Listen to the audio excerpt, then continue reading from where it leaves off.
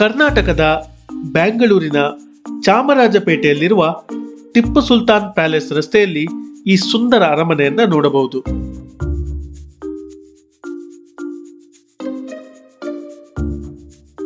Parking ಅರಮನೆಯಿಂದ ಸ್ವಲ್ಪ ದೂರವಿರುವ ಕಾರಣ ನಿಮ್ಮೊಂದಿಗೆ ಹಿರಿಯರು ಇದ್ದಲ್ಲಿ ಅವರನ್ನು ಅರಮನೆಯ ಮುಂದೆ ಇಳಿಸುವುದು ಉತ್ತಮ. ಇಲ್ಲಿ ಪ್ರತಿ ಗಾಡಿಗೆ 20ರಂತೆ ಶುಲ್ಕವಿರುತ್ತದೆ. ಟಿಕೆಟ್ ಕೊಳ್ಳಲು ಕೇವಲ ಆನ್ಲೈನ್ ವ್ಯವಸ್ಥೆ ಇರುವ ಕಾರಣ ಸಾಮಾನ್ಯವಾಗಿ ಗೇಟಿನ ಬಳಿ ಜನಜಂಗುಳಿ ಇರುತ್ತದೆ. ಕ್ಯಾಶ್ ಪೇಮೆಂಟ್ನ ವ್ಯವಸ್ಥೆ ಕೂಡ ಮಾಡಿದರೆ ಉತ್ತಮ ಎಂಬುದು ನನ್ನ ಅಭಿಪ್ರಾಯ. QR ಕೋಡ್ ಸ್ಕ್ಯಾನ್ ಮಾಡುತ್ತಿದ್ದಂತೆ ಬುಕಿಂಗ್ ಪೇಜ್ ಓಪನ್ ಆಗುತ್ತೆ. ಅಲ್ಲಿ ಡೀಟೇಲ್ಸ್ನ ಫಿಲ್ ಮಾಡಿ ಆನ್ಲೈನ್ ಟ್ರಾನ್ಸಾಕ್ಷನ್ ಮಾಡಿದಲ್ಲಿ ಟಿಕೆಟ್ ಕನ್ಫರ್ಮ್ ಆಗುತ್ತೆ. ಈ ಟಿಪ್ಪು ಪ್ಯಾಲೇಸ್ನ ನಿಮಗೆ ತೋರಿಸೋ ಮುಂಚೆ ಒಂದೆರಡು ವಿಷಯಗಳನ್ನ ನಾನು ಕ್ಲಾರಿಟಿ ಕೊಡಲೇಬೇಕಾಗತ್ತೆ. ಈ ವಿಡಿಯೋ ನಾನು ಮಾಡ್ತಾ ಇರೋದು 2022ರಲ್ಲಿ. ನೀವು ಮೀಡಿಯಾಗಳಲ್ಲಿ ನೋಡಿರ್ತೀರ. ಟಿಪ್ಪು ಸುಲ್ತಾನ್ ಅವರ ಬಗ್ಗೆ ತುಂಬಾ ವಿಷಯಗಳು ಹರಿದಾಡ್ತಾ ಇದೆ. ಅವರು ಆಡಳಿತಗಾರನೇ ಅಲ್ಲ ಅಥವಾ ಪಠ್ಯಪುಸ್ತಕಗಳಲ್ಲಿ ಅವ್ರ ಬಗ್ಗೆ ತುಂಬಾ ಹೇಳಲಾಗಿದೆ. ಮೈಸೂರು ಹುಲಿ ಅಂತ ಕರೆಯೋದಕ್ಕೆ ಯಾವುದೇ ಒಂದು ಆ ಬಿರುದಿಗೆ ಯಾವುದೇ ಒಂದು ಆಧಾರಗಳಿಲ್ಲ ಅಂತ ಎಲ್ಲ ನೀವು ಕೇಳಿರ್ಬೋದು. ಇನ್ನೂ ಸುಮಾರು ವಿಷಯಗಳು ಅವ್ರ ಬಗ್ಗೆ ನಡೀತಾನೆ ಇದೆ. ಇದಕ್ಕೂ ಈ ವಿಡಿಯೋಕ್ಕೂ ಯಾವುದೇ ರೀತಿಯ ಸಂಬಂಧ ಇಲ್ಲ. ಈಗ ಎಟ್ ಪ್ರೆಸೆಂಟ್ ಆ ಅರಮನೆ ಬಗ್ಗೆ, ಆ ಪ್ಯಾಲೇಸ್ ಬಗ್ಗೆ ಹಾಗೂ ಟಿಪ್ಪು ಸುಲ್ತಾನ್ ಅವರ ಬಗ್ಗೆ ಏನೇನು ಮಾಹಿತಿ ನಾನು ಕಲೆಕ್ಟ್ ಮಾಡಿದ್ದೀನಿ, ನನ್ನ ರಿಸರ್ಚ್ ಏನಿದೆ ಅದರ ಬಗ್ಗೆ ಅಥವಾ ಆ ವಿಷಯಗಳನ್ನ ಇಟ್ಕೊಂಡು ನಾನು ಈ ವಿಡಿಯೋ ಮಾಡ್ತಾ ಇದ್ದೀನಿ. ಈ ವಿಡಿಯೋನ ಒಂದು ಜಸ್ಟ್ ಒಂದು ಆರ್ಕಿಟೆಕ್ಚರ್ ಅಥವಾ ಒಂದು ಅರಮನೆ ಅಥವಾ ಒಂದು ಆರ್ಕಿಯಾಲಜಿ ಡಿಪಾರ್ಟ್ಮೆಂಟ್ ಗುರುತಿಸಿದಂಥ ಒಂದು ಮಾನ್ಯುಮೆಂಟ್ ಅಂತ ನೀವು ಆ ರೀತಿ ಅಂದ್ಕೊಂಡು ಈ ವಿಡಿಯೋನ ನೋಡಿ. ಬೇರೆ ಯಾವುದೇ ರೀತಿಯ ಒಂದು ಧರ್ಮದ ವಿವಾದ ಆಗಲಿ ಅಥವಾ ಟಿಪ್ಪು ಸುಲ್ತಾನ್ ಅವರ ಬಗ್ಗೆ ಇರುವ ಡೌಟಿಂದಾಗಿ ಈ ವಿಡಿಯೋನ ನೋಡೋಕ್ಕೆ ಹೋಗಬೇಡಿ. ಇದೊಂದು ಜಸ್ಟ್ ಅರಮನೆ ಅಂತ ವಿಡಿಯೋ ನೋಡಿ. ನಾನು ಹೇಳಿರೋ ಪಾಯಿಂಟು ನಿಮಗೆ ಅರ್ಥ ಆಗಿದೆ ಅಂತ ಅಂದ್ಕೊಂಡಿದ್ದೀನಿ. ಹಾಗೆಯೇ ಅದೇ ರೀತಿ ಈ ವಿಡಿಯೋನ ನೀವು ನೋಡ್ತಿದ್ದೀರಾ ಅಂತ ನಾನು ಅಂದ್ಕೊಂಡಿದ್ದೀನಿ. ಸೊ ಬನ್ನಿ ನಾವು ಅರಮನೆ ಒಳಗೆ ಹೋಗೋಣ. ನನ್ನ ಹೆಸರು ಸಾಯಿ ಕಿರಣ್ ಆ್ಯಂಡ್ ನೀವು ನೋಡ್ತಾ ಇದ್ದೀರಾ ಅನುಭವ ಅಫಿಷಿಯಲ್ ಯೂಟ್ಯೂಬ್ ಚಾನಲ್.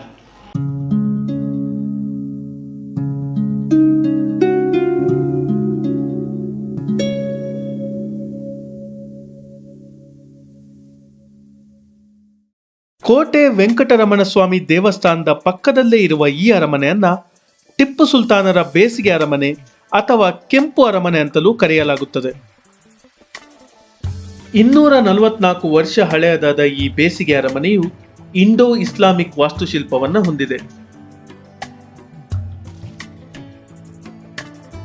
1778ರಲ್ಲಿ ಟಿಪ್ಪು ಸುಲ್ತಾನರ ತಂದೆ ನವಾಬ್ ಹೈದರ್ ಅಲಿ ಖಾನ್ ಅವರು ಈ ಅರಮನೆಯನ್ನ ಆರಂಭಿಸಿದ್ದರು. ತಂದೆಯ ಮರಣದ ನಂತರ 1791ರಲ್ಲಿ ಟಿಪ್ಪು ಸುಲ್ತಾನ್ ಅವರು ಅರಮನೆಯನ್ನ ಸಂಪೂರ್ಣಗೊಳಿಸಿದರು.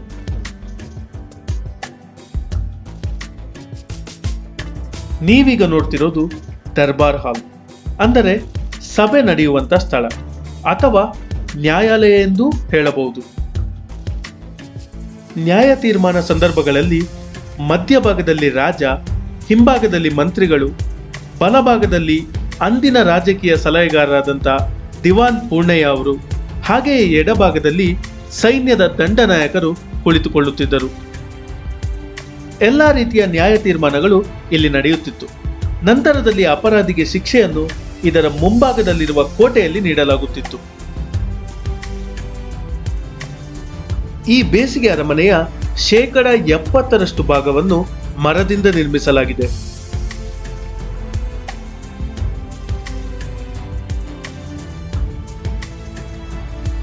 ಇಲ್ಲಿ ಒಟ್ಟು 160 ಘನ ಕಂಬಗಳಿದ್ದು ಅದಕ್ಕಾಗಿ 160 ತೇಗದ ಮರಗಳನ್ನು ಬಳಸಲಾಗಿದೆ.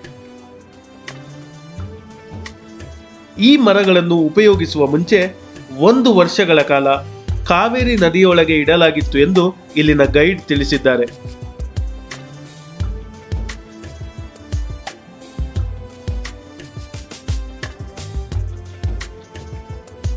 ಸದ್ಯಕ್ಕೆ ಅರಮನೆಯನ್ನ ಕೆಮಿಕಲ್ ಬಣ್ಣಗಳನ್ನು ಬಳಸಿ ಪೇಂಟ್ ಮಾಡಲಾಗಿದೆ. ಆದರೆ ಇದರ ನೈಜ ಬಣ್ಣ ಹೇಗಿತ್ತು ಅಂತ ತಿಳ್ಕೊಳ್ಳೋ ಕುತೂಹಲ ನಿಮಗೂ ಇದೆ ಅಲ್ವಾ? ಹಾಗಾದ್ರೆ ಬನ್ನಿ ನಮ್ಮ ಗೈಡ್ನಿಂದ ತಿಳ್ಕೊಳ್ಳೋಣ.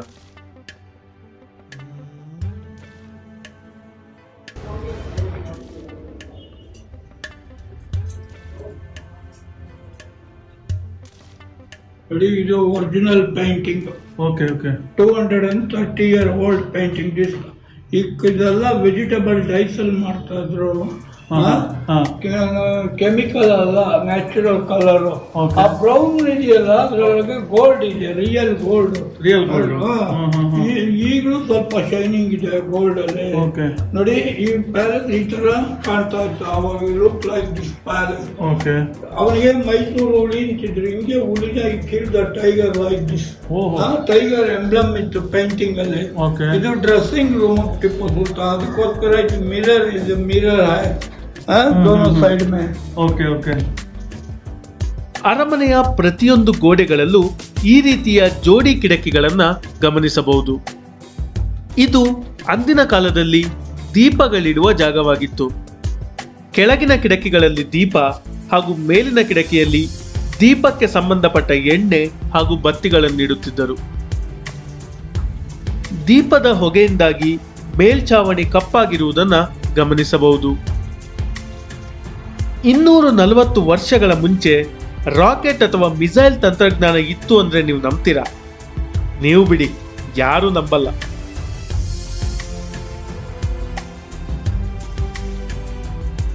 ಟಿಪ್ಪು ಸುಲ್ತಾನ್ ಅವರ ಸಮಯದಲ್ಲಿ ತಯಾರಿಸಿದ ಈ ರಾಕೆಟ್ 10 ಅಂಗುಲ ಉದ್ದವಿದ್ದು 2.3 ಸುತ್ತಳತೆಯನ್ನು ಹೊಂದಿದೆ. ಮುಂಭಾಗದಲ್ಲಿ 40 ಅಂಗುಲದ ಕತ್ತಿ ಅಥವಾ ಕೋಲನ್ನು ಕಟ್ಟಿ ರಾಕೆಟ್ ಹಾರಿಸಿದಲ್ಲಿ 2 ರಿಂದ 2.5 ಕಿಲೋಮೀಟರ್ ಚಲಿಸುತ್ತಿತ್ತು ಎಂದು ಅಂದಾಜಿಸಲಾಗಿದೆ.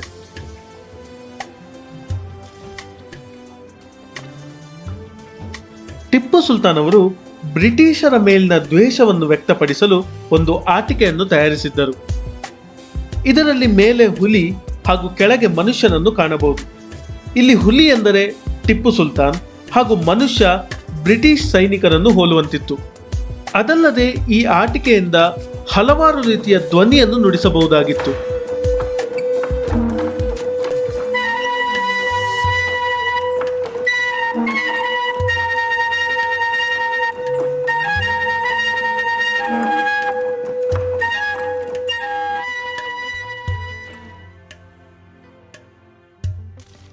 ಬೆಂಗಳೂರಿನ ಅರಮನೆಯಲ್ಲಿರುವ ಈ ಆಟಿಕೆಯು ಅದರ ಮಾದರಿಯಷ್ಟೇ. ಮೂಲ ಆಟಿಕೆಯು ಇಂದಿಗೂ ಲಂಡನ್ನ ವಿಕ್ಟೋರಿಯಾ ಅಂಡ್ ಆಲ್ಬರ್ಟ್ ಮ್ಯೂಸಿಯಂನಲ್ಲಿ ನೋಡಸಿಗುತ್ತದೆ. ಅಲ್ಲದೆ ಟಿಪ್ಪು ಸುಲ್ತಾನ್ನ ಚಿನ್ನದ ಕಿರೀಟ ಹಾಗೂ ಚಿನ್ನದ ಕತ್ತಿಯನ್ನು ಕೂಡ ಇಲ್ಲಿ ಸಂರಕ್ಷಿಸಿ ಇಡಲಾಗಿದೆ. ನೀವೀಗ ನೋಡ್ತಿರೋದು ಅರಮನೆಯ ಹಿಂಭಾಗ. ದರ್ಬಾರ್ ಅಥವಾ ನ್ಯಾಯ ತೀರ್ಮಾನ ಸಂದರ್ಭಗಳಲ್ಲಿ ಹೆಣ್ಣು ಮಕ್ಕಳು ಇಲ್ಲಿ ಕುಳಿತುಕೊಳ್ಳುತ್ತಿದ್ದರು. ಇಸ್ಲಾಂ ಧರ್ಮದಲ್ಲಿ ಹೆಣ್ಣು ಮಕ್ಕಳಿಗೆ ಇತರರೊಂದಿಗೆ ಬೆರೆಯದಂತೆ ಕಟ್ಟುನಿಟ್ಟಾದ ನಿಯಮಗಳಿದ್ದರಿಂದ ಈ ವ್ಯವಸ್ಥೆ ಮಾಡಲಾಗಿತ್ತು. ಟಿಪ್ಪು ಸುಲ್ತಾನ್ ಅವರ ತಾಯಿಯಾದಂಥ ಫಾತಿಮಾ ಫಕ್ರುನ್ನಿಸಾ ಅವರು ಕೂಡ ಇಲ್ಲಿ ಕುಳಿತುಕೊಳ್ಳುತ್ತಿದ್ದರು ಎಂಬುದು ವಿಶೇಷ. ಇದು ಅಂದಿನ ಕಾಲದ ನೀರಿನ ಕೊಳ. ರಾಜರು ಬಳಸುತ್ತಿದ್ದ ಕುದುರೆ ಹಾಗೂ ಒಂಟೆಗಳು ನೀರು ಕುಡಿಯುತ್ತಿದ್ದಂಥ ಸ್ಥಳ. ಸುತ್ತಮುತ್ತ ಪ್ರಾಣಿಗಳನ್ನು ಕಟ್ಟಿ ಹಾಕಲು ಮಾಡಿದ ರಿಂಗ್ ವ್ಯವಸ್ಥೆಗಳನ್ನ ನೀವಿಲ್ಲಿ ಗಮನಿಸಬಹುದು. ಬ್ರಿಟಿಷ್ ಕಲಾವಿದರಾಗಿದ್ದ ಜೇಮ್ಸ್ ಹಂಟರ್ ಅವರು ಈ ಅರಮನೆಯ ಹಲವಾರು ಚಿತ್ರಗಳನ್ನು ರಚಿಸಿದ್ದಾರೆ. ಅದರಲ್ಲಿ ಭಾರತೀಯರನ್ನ ಕಪ್ಪು ಬಣ್ಣದಲ್ಲಿ ಚಿತ್ರಿಸಿರುವುದನ್ನ ನೀವು ಗಮನಿಸಬಹುದು. ಈ ಅರಮನೆಯು 2 ಮಹಡಿಗಳನ್ನು ಹೊಂದಿದ್ದು, ಮೇಲಿನ ಮಹಡಿಗೆ ಹೋದಾಗ ಪುರಾತತ್ವ ಇಲಾಖೆಯು ಅರಮನೆಯ ಸಂರಕ್ಷಣೆಗೆ ಅಷ್ಟಾಗಿ ಒತ್ತು ಕೊಟ್ಟಿಲ್ಲ ಎಂದು ತಿಳಿದು ಬಂತು.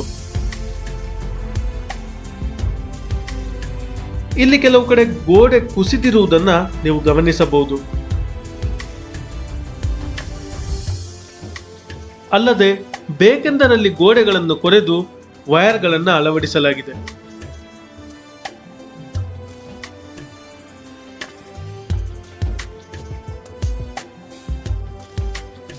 ಅದೇ ರೀತಿ ಅರಮನೆಗೆ ಬರುವ ವೀಕ್ಷಕರು ಕೂಡ ಗೋಡೆಯ ಮೇಲೆ ತಮ್ಮ ಹೆಸರುಗಳನ್ನು ಬರೆದಿರುವುದನ್ನು ನೋಡಬಹುದು. ಅರಮನೆಯ ಎಡ ಹಾಗೂ ಬಲಭಾಗಗಳು ಕೂಡ ಅಷ್ಟೇ ಸುಂದರವಾಗಿದ್ದು ಸರಿಯಾದ ಸಂರಕ್ಷಣೆ ಆಗಿಲ್ಲ ಅನ್ನೋದು ನನ್ನ ಅಭಿಪ್ರಾಯವಾಗಿದೆ. ದಯವಿಟ್ಟು ಭಾರತೀಯ ಪುರಾತತ್ವ ಸರ್ವೇಕ್ಷಣಾ ಇಲಾಖೆಯು ಇದರ ಮೇಲೆ ಹೆಚ್ಚಿನ ಗಮನ ಹರಿಸಿ 240 ವರ್ಷ ಹಳೆಯ ಇತಿಹಾಸವನ್ನು, ಆಗಿನ ಕುರುಹುಗಳನ್ನು ಉಳಿಸಬೇಕೆಂದು ಈ ಮೂಲಕ ಕೇಳಿಕೊಳ್ಳುತ್ತಿದ್ದೇನೆ. ಟಿಪ್ಪು ಸುಲ್ತಾನ್ ಅವರು 4ನೇ ಮೇ 1799ರಲ್ಲಿ ಶ್ರೀರಂಗಪಟ್ಟಣದಲ್ಲಿ 4ನೇ ಆಂಗ್ಲೋ ಯುದ್ಧ ನಡೆಯುತ್ತಿದ್ದ ಸಂದರ್ಭದಲ್ಲಿ ಬ್ರಿಟಿಷ್ ಸೈನಿಕನ ಬಂದೂಕಿನ ಗುಂಡಿಗೆ ಬಲಿಯಾಗುತ್ತಾರೆ. ನಂತರದಲ್ಲಿ ಬ್ರಿಟಿಷ್ ಈಸ್ಟ್ ಇಂಡಿಯಾ ಕಂಪನಿಯು ಈ ಬೇಸಿಗೆ ಅರಮನೆಯನ್ನು ವಶಪಡಿಸಿಕೊಂಡು ಅದನ್ನ ಒಡೆಯರ ಆಳ್ವಿಕೆಗೆ ಒಪ್ಪಿಸುತ್ತಾರೆ.